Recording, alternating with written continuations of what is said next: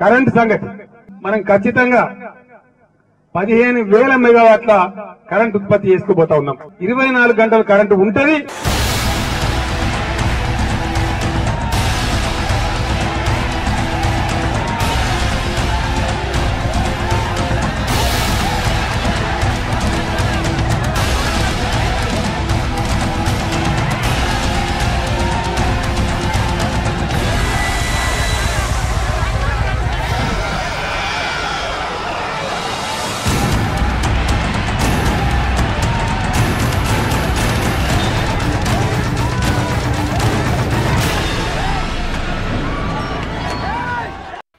ఇట్లా కొట్టుడు న్యాయమా సార్?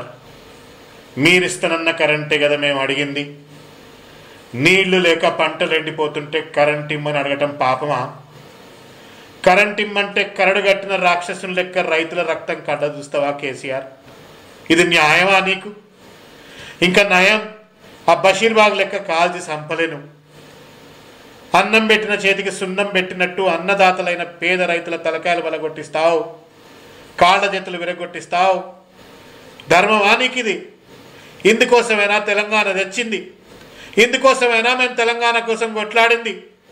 ఇంత పెద్ద ఘనకార్యం చేసినవని నీకు మళ్ళోట్లేయాలి నా కేసీఆర్. రైతుల రక్తం కళ్ళ చూసిన నీకు మా ఉసురు తగలకపోదు. జాగ్రత్త కేసీఆర్.